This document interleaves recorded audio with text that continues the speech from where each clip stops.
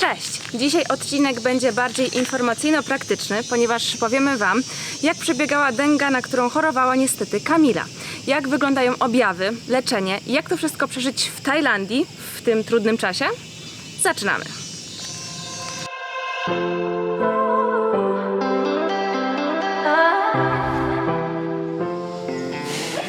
Cześć, tak jak Marta powiedziała na wstępie, dzisiaj opowiem Wam o mojej dendze, czyli chorobie tropikalnej, która jest niestety bardzo częstą przypadłością w Tajlandii. I dlaczego robimy ten film? Dlatego, że chcemy, żebyście wiedzieli, jak rozpoznać objawy dengi, ponieważ niestety objawy dengi są bardzo zbliżone do zwykłego przeziębienia. I ja niestety, kiedy udałam się z objawami przeziębienia do lekarza, niestety lekarz nie rozpoznał, że to jest denga. Więc na dengę zachorowałam ponad miesiąc temu. Był to czas, kiedy na świecie wybuchła epidemia koronawirusa i był to taki szczytowy okres takiej paniki. Głównymi objawami koronawirusa była gorączka i kaszel i o tym się najczęściej mówiło, a niestety do moich objawów należała właśnie gorączka i kaszel, a nigdy nie gorączkuję, więc gdy udałam się do lekarza, to również obawiałam się, że to jest właśnie koronawirus. Więc wyobraźcie sobie taką sytuację, że jesteście w Tajlandii, wszystkie kraje dookoła się zamykają, wszystkie granice są zamknięte, kończy Wam się wiza. Nie możecie w żaden sposób jej przedłużyć w sąsiednim kraju, nie możecie jej również przedłużyć w Tajlandii, a polska ambasada naciska Was na to, żebyście wracali do kraju. Ambasada, mimo tego, że poinformowałam ich o tym, że jestem chora, że mam wysoką gorączkę, że nie jestem w stanie w ogóle wstać z łóżka i jechać na lotnisko, ambasada strasznie cisnęła o to, naciskała, żebym wracała do Polski, ponieważ Polska, jak wiecie, uruchomiła program Lot do domu. Ja pod wpływem już tej choroby, tego zmęczenia chorobą i tymi naciskami ze strony ambasady spakowałam swoje plecaki i stwierdziłam, że na drugi dzień w takim razie kupię bilet i wrócę do Polski. Ale na drugi dzień, kiedy miałam spakowane te plecaki, dostałam bardzo wysokie gorączki, a nigdy nie gorączkuję, więc tak jak wspomniałam, więc obawiałam się, że to jest koronawirus. Udałam się do najbliższej placówki medycznej. Miałam wykonane badanie krwi. I lekarz stwierdził, że to na pewno nie jest koronawirus. Dostałam zastrzyk, dostałam antybiotyk i tak naprawdę na drugi dzień poczułam się trochę lepiej, więc myślałam, że to jest zwykłe przeziębienie albo bakteria. Przede wszystkim pierwsze objawy to straszna migrena. Miałam ogromny ból głowy i bardzo bolały mnie oczy. Nawet dużo osób mówi, że tak naprawdę tył oczu cię boli. Cały czas spałam, no i następnie ta wysoka gorączka, więc jak udałam się do lekarza, dostałam zastrzyk, dostałam ten antybiotyk, na drugi dzień się czułam lepiej, było ok, ale gorączka nie spadała i przez kilka dni się utrzymywała ta gorączka. No i niestety pojawiły się następne objawy i w pewnym momencie, jak myślałam, że już nawet czuję się lepiej, to zauważyłam na swojej skórze takie czerwone kropeczki i ręce zaczęły mnie tak dziwnie swędzić, a pod wieczór zauważyłam, że moje całe ramiona są po prostu takie poparzone, tak jakbym, nie wiem, jakby ktoś wylał na mnie gorącą wodę, więc całe ramiona miałam czerwone, spuchnięte i poparzone. Denga również jest nazywana w języku angielskim bone cracker, czyli na polski łamacz kości, ponieważ kości bolą cię tak bardzo, że no naprawdę nie jesteś w stanie tego wytrzymać, tego bólu. Ja przez jakieś 5-6 godzin tak wyłam z bólu tak konkretnie i w tym czasie próbowałam dodzwonić się do Towarzystwa Ubezpieczeniowego, które załatwiło mi poprzednią wizytę. I poinformowałam ich, że prawdopodobnie ten antybiotyk się nie przyjął, ponieważ dostałam wysypki.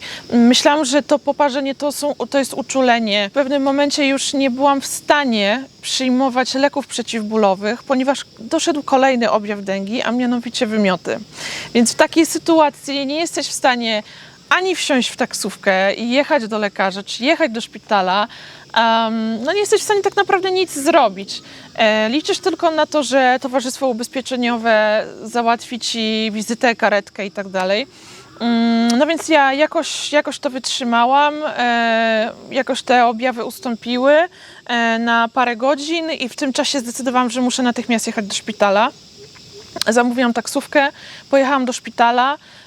W szpitalu oczywiście miałam bardzo dokładny wywiad pod kątem koronawirusa i oczywiście wszyscy byli przerażeni, bali się, że to jest koronawirus. I tam, gdy zostałam przyjęta, od razu dostałam kroplówkę, ponieważ byłam już bardzo odwodniona, bardzo osłabiona, mdlałam. I wtedy lekarz stwierdził, że może zrobi mi badanie na dengę. No i okazało się, że wynik był pozytywny. Ja cały czas niestety wołałam pielęgniarkę i lekarza z prośbą o przeciwbólowe, ponieważ ten ból jest taki, że masz wrażenie, że masz 1 000 000 igieł w dłoni i one wszystkie ci kłują naraz. No więc wtedy też wyjesz z bólu, ja też wyłam z bólu i no chyba już się nade mną zlitowali i przynieśli mi morfinę. Więc ja jak byłam w tym szpitalu, no to cały czas praktycznie byłam nieprzytomna i spałam. Doszedł kolejny objaw tutaj, mianowicie swędzenie całego ciała, całej skóry, więc dostawałam też bardzo dużo takich leków przeciw swędzeniu tej skóry, które bardzo mnie osłabiały i przez cały ten czas spałam. Marta nie mogła się do mnie dodzwonić i nagrywała mi się na WhatsAppie: kurde, żyjesz czy nie? Więc tak to wyglądało, a w międzyczasie wyobraźcie sobie, że wiza mi się już skończyła, byłam na overstayu, ambasada w dalszym ciągu nie wydała mi listu, dzięki któremu mogłabym przedłużyć sobie wizę w urzędzie imigracyjnym. Mało tego, wszystkie hotele na Phuket zostały zamknięte. Jak wyszłam ze szpitala, to był właśnie ostatni dzień, kiedy mój hostel był czynny, więc szybko znalazłam jakąś taksówkę, która zawiozła mnie do mojego hostelu. Na szczęście byli tam ludzie, spakowałam się.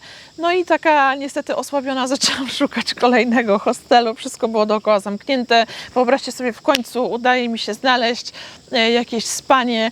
Wchodzę do tego miejsca szczęśliwa, oczywiście padłam, zasnęłam, budzę się, dlatego że chodzą po mnie jakieś małe robaczki, takie malutkie mrówki, więc jak będziecie w Tajlandii, to niestety musicie być na to przygotowani, że jak jest jakiś taki tańszy hotel, czy tam hostel, to prawdopodobnie będą chodziły po was te mrówki, więc takich raczej unikajcie.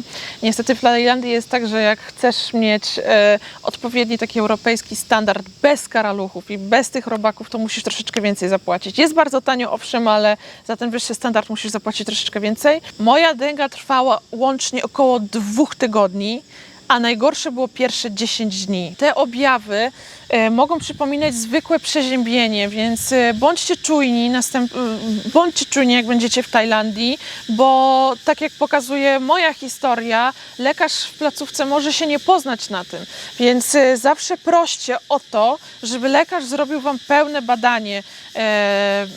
Badanie na dengę robi się z krwi. Więc proście o to, żeby lekarz wam zrobił badanie również na dengę. To jest raz. Druga, bardzo istotna sprawa, tak naprawdę to jest sprawa numer 1.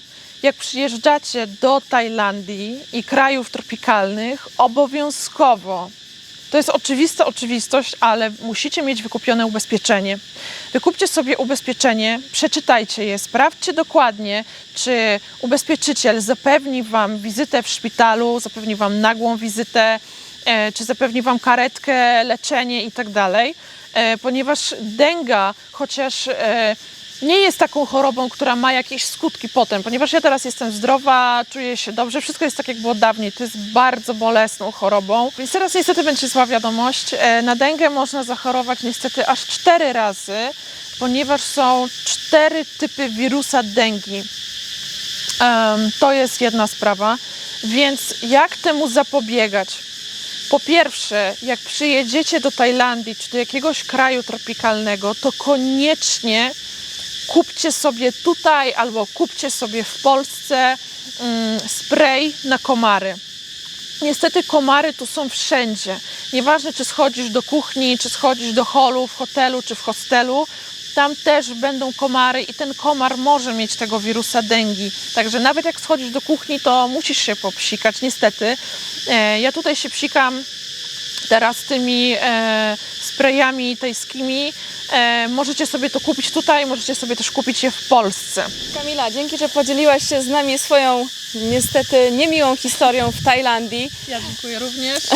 Mam nadzieję, że Wam się to przyda. Dokładnie, że będziecie mogli też rozpoznać jakby objawy dengi i nie będziecie bardzo ważne. panikować, tak? No bo to jest jednak choroba często spotykana w Tajlandii. Tak, bardzo Tak samo dużo jak osób i malaria, choruje. prawda? I objawy też są podobne tak jak do malarii. Tak. Więc niestety trzeba to wszystko sprawdzić szybko u lekarza. Życzymy udanego wyjazdu do Tajlandii. Jak wszystko wróci do normy, Dokładnie. to może nas odwiedzicie, co?